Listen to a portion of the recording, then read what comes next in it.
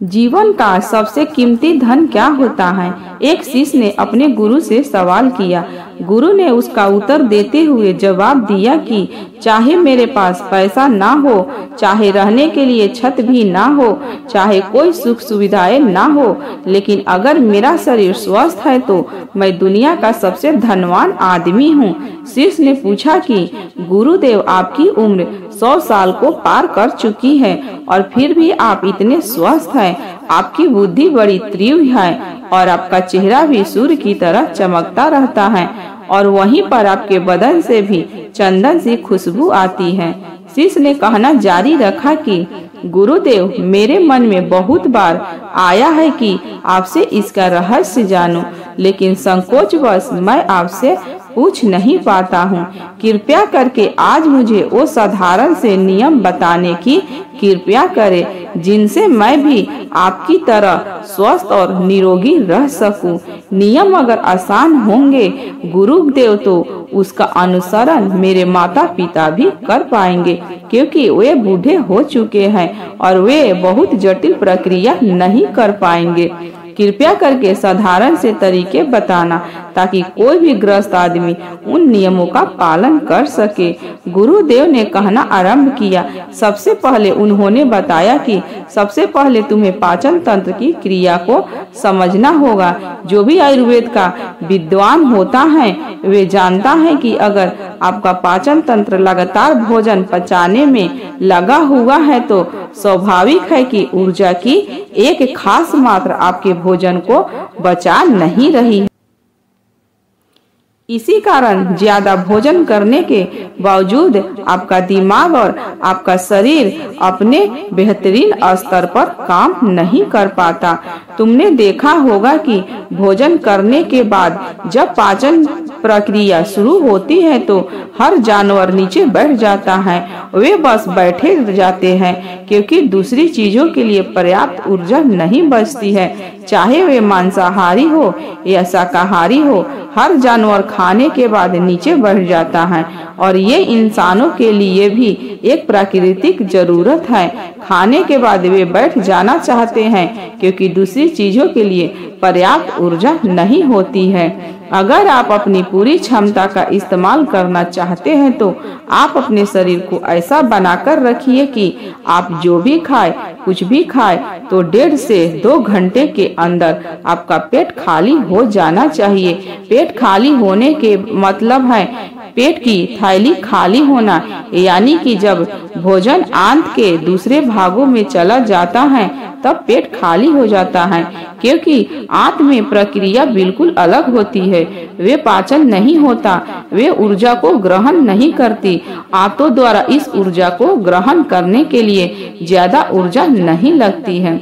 ऊर्जा लगती है पाचन क्रिया में। जब खाना पेट की थैली में मौजूद हो तो बेहतर है कि आप अपनी गतिविधि को कम कर ले।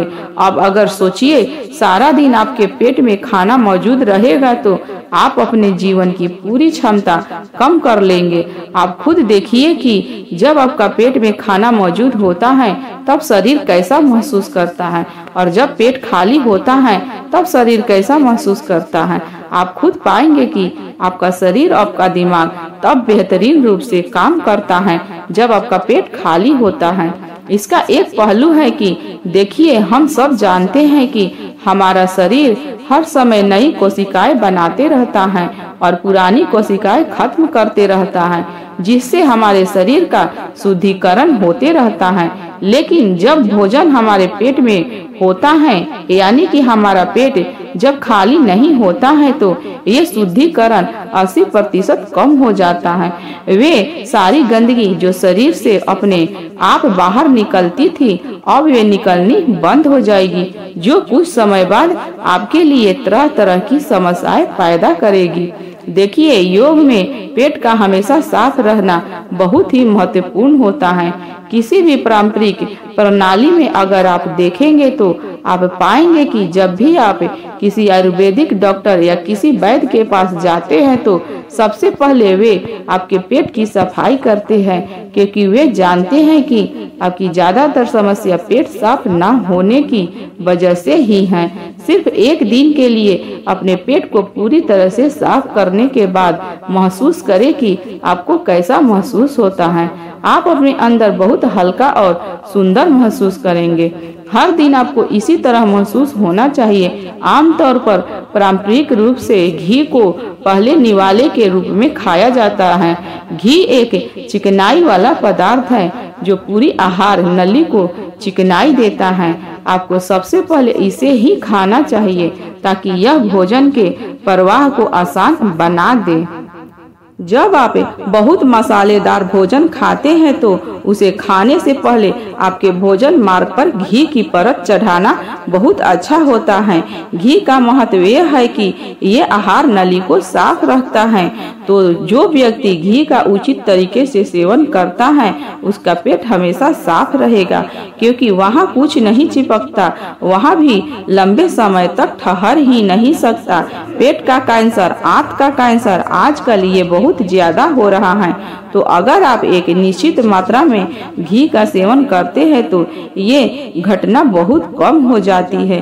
लेकिन उसके लिए घी सही गुणवत्ता का होना चाहिए। सही तरीके से गाय या भैंस के दूध से बनाया जाए। अगर घी को उचित तरीके से गाय या भैंस के दूध से बनाया जाए तो इसके कई महत्वपूर्ण फायदे होते हैं। शिष्य ने सवाल पूछा कि गुरुदेव, पाचन क्रिया तुम्हें कुछ समझ नहीं आया, लेकिन आप ये बताइए कि आपकी तरह सूर्य जैसा तेज पाने के लिए, चमकता हुआ चेहरा प्राप्त करने के लिए क्या प्रक्रिया अपनानी चाहिए। गुरु ने इसका उत्तर देते हुए कहना शुरू किया कि देखिए, आज के समय में बहुत सारे लोग बहुत सुबह ही उठते हैं और खाली पेट चाय पीते हैं। चमकता हुआ तेजस्वी मुख पाने के लिए हमें कुछ प्रक्रिया नहीं अपनानी, हमें बस अपनी दिनचर्या सही करनी है, अपना खान पान सुधारना है। सुबह खाली पेट चाय पीना जहर के समान होता है। वे धीरे धीरे आपके अंदर आपकी आंतों को कमजोर कर देता है।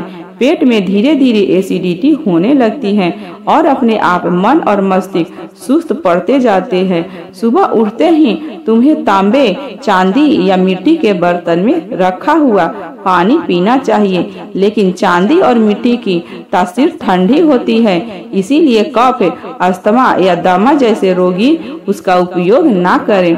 रात में अपने चांदी, तांबे या मिट्टी के बर्तन में पानी रख दिया और सुबह खाली पेट बिना दातुन किए उसे पी लिया। शिष्य ने सवाल किया कि गुरुदेव, बिना दातुन किए हुए अगर हम वो पानी पिएंगे तो हमारा बासी थूक हमारे अंदर ही चला जाएगा। गुरु ने उसे बताया कि वे तो अच्छी बात है, क्योंकि बासी थूक औषधि के समान होता है। गुरु ने चेतावनी दी कि देखिए, जिन लोगों को अल्सर, टीबी या निमोनिया है उन्हें खाली पेट पानी नहीं पीना है। तांबे के बर्तन में रात में रखे हुए पानी में उसके संस्कार मिल जाते हैं। तांबे के गुण उस पानी में आ जाते हैं और वे तांबे हमारे शरीर में जाकर बहुत से लाभकारी फायदे करता है। गुरु ने चेतावनी दी कि अगर मजबूती ना हो तो प्लास्टिक की बोतल में कभी पानी मत पीना, क्योंकि प्लास्टिक की एक ऐसी संरचना होती है जो गर्म तापमान पर आता है तो प्लास्टिक धीरे धीरे पिघलना शुरू होता है, और जब वो बहुत बारीकी स्तर पर पिघलता है तो उसके कारण उस पानी में मिल जाते हैं, जो हमारे शरीर में जाकर कैंसर का कारण बन सकते हैं। देखिए, ये पानी पीने के बाद, अपना पेट अच्छे से खाली करने के बाद आप आंवला और सब्जियों का रस पी सकते हैं। आप पीने में कुछ लोगों को थोड़ा कड़वा लग सकता है, लेकिन जहाँ पर शरीर को इतने सारे फायदे हो रहे हो वहाँ पर थोड़ा कड़वापन तो बर्दाश्त किया जा सकता है।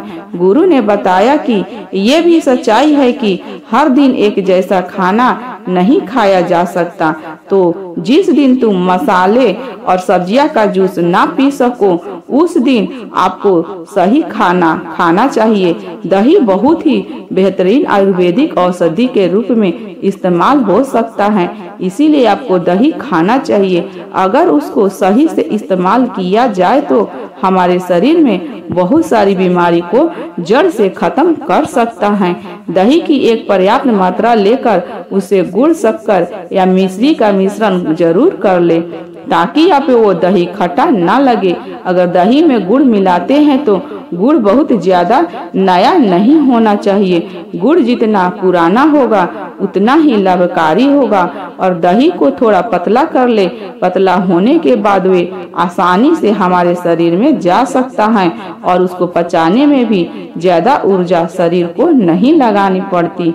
आयुर्वेद के गणित के हिसाब से अगर आप सुबह इन प्रक्रियाओं का पालन करते हैं तो आपके चेहरे का तेज बढ़ने लगेगा, उस पर चमकाने लगेगी।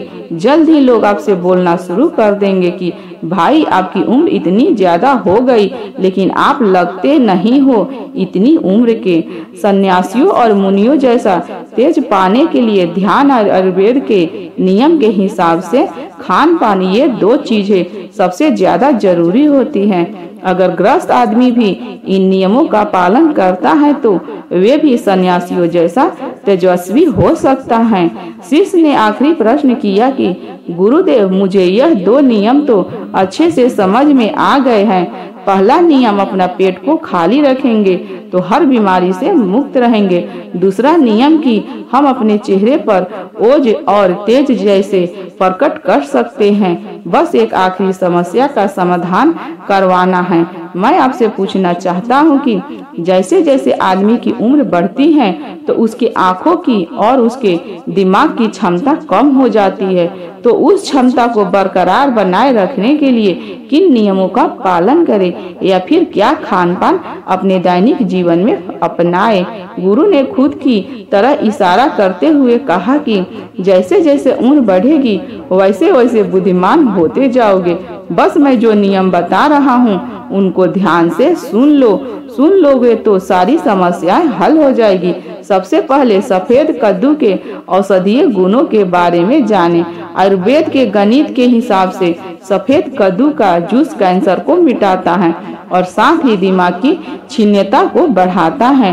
क्षीणता यानी कि तेज बारीक बुद्धि। लेकिन ये समझ लेना कि सफेद कद्दू का जूस ठंडा होता है, इसीलिए अस्थमा और जिनको सर्दी जल्दी पकड़ लेती है तो ऐसे लोगों को सफेद कद्दू के जूस का सेवन नहीं करना है। दिमाग और आँखों को तेज करने के लिए जो अलग नुस्खा मैं बता रहा हूँ वह हर कोई कर सकता है, बल्कि हर किसी को करना चाहिए। 5 देसी बादाम की गिरी जो छोटी वाली होती है क्योंकि वह देसी होती है, बड़ी वाली में इतने गुण नहीं होते हैं, इतना छोटी वाली गिरी में होते हैं। 5 छोटी बादाम गिरी और 1 अखरोट रात को पानी में भिगो दो। सुबह उसके छिलके उतारो और उन्हें किसी पत्थर के खल में, याद रखना पत्थर का खल किसी ऐसे वैसे बर्तनों में नहीं, क्योंकि इससे उसकी गुणवत्ता खत्म हो जाती है। उस पत्थर में ये डालने के बाद उसे मथना शुरू करो। धीरे धीरे जब आप उसे पीसेंगे तो वे बारीक होने लगेगा और उसके बाद उसमें दूध डालना शुरू करो। ऊपर से दूध गाय का होना चाहिए, वे सबसे ज्यादा बेहतरीन रहेगा। दिमाग के लिए इस्तेमाल करने को भैंस या बकरी का भी कर सकते हैं, लेकिन गाय का दूध सबसे ज्यादा महत्वपूर्ण हो जाता है। जब दिमागी समस्याओं के बारे में बात आती है तो अब और अखरोट को दूध के साथ पीसना शुरू करो। धीरे धीरे जितना आप पीसेंगे उतनी उसकी गुणवत्ता बढ़ती जाएगी। अब कुछ लोगों को लग रहा होगा कि दूध के साथ हम बादाम यूं ही खा लें, तो क्या फिर पत्थर के खलबे पीसने की बजाय उसे मिक्सी में पीस लें? तो मैं बताता हूँ कि पत्थर के खल में उसे पीसने के बाद उसकी गुणवत्ता 100 गुना ज्यादा बढ़ जाती है।